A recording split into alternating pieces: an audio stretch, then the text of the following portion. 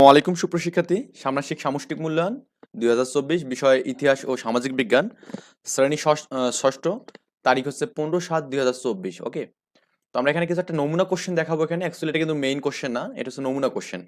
আমরা main question পাবো কি 14 তারিখ রাতে পাবো এখানে। ওকে, 14 তারিখ রাতে আমরা মেইন প্রশ্ন পেয়ে যাবো ইনশাল্লাহ, এবং সমাধানও দিয়ে দেবো। তো কোশ্চেনটা এরকম হতে পারে এখানে: একবার বঙ্গবন্ধু যখন ঢাকা বিশ্ববিদ্যালয়ের ছাত্র, তখন তিনি এক দরিদ্র সহপাঠীর অবস্থা দেখে খুব মহামারিত হইলো এখানে। ওকে, সহপাঠী পরীক্ষা দিতে পারছিল না, কারণ তার খাতা কলম বা পরীক্ষা ফি জমা দেওয়ার অর্থ ছিল না এখানে। বঙ্গবন্ধু তার সহপাঠীর এই দুরবস্থা দেখে তিনি নিজে এগিয়ে আসেন এখানে। তিনি নিজের পকেটের টাকা দিয়ে সহপাঠীর জন্য সব প্রয়োজনীয় সামগ্রী কিনে দেন এবং পরীক্ষার ফি পরিশোধ করেন এখানে।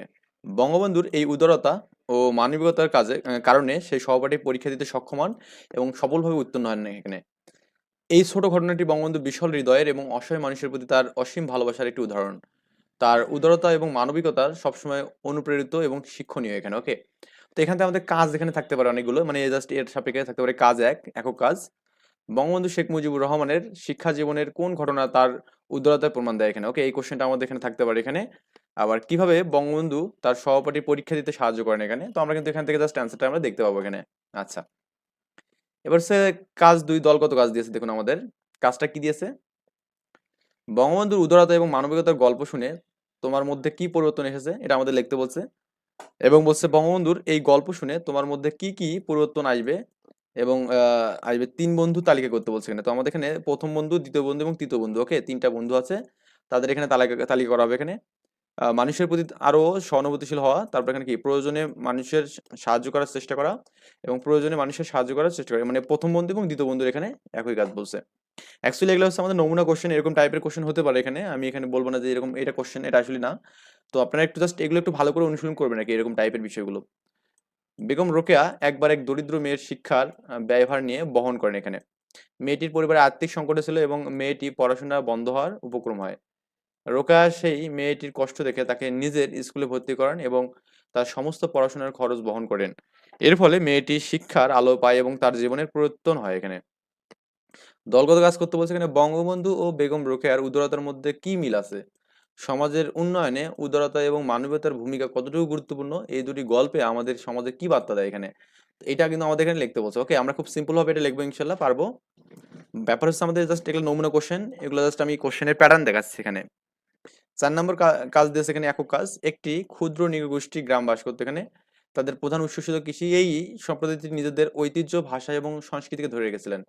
একবার দুর্ভিক্ষের সময় গ্রামের সবাই মিলে পরস্পরকে সাহায্য করে বেঁচে থাকে। তাদের ঐক্য এবং সহানুভূতিশীল, তারপর এখানে কি সহযোগিতার মাধ্যমে তারা বিপর্যয় কাটিয়ে ওঠে এবং তারা মূল্য পরিচয়, যা তাদের মূল পরিচয় এখানে। ওকে, এখন বলছে এখানে উদ্দীপকের নৃগোষ্ঠীর সাথে তোমার কি কি পার্থক্য রয়েছে এখানে। তুমি ও উদ্দীপকের গোষ্ঠীর আত্মপরিচয়ের ক্ষেত্রে কি কি করণীয় তোমার মতো দাও এখানে, মানে তোমার মতো করে এটা দিতে বলছে এখানে। ওকে, এটা কোশ্চেন আমি দেবো।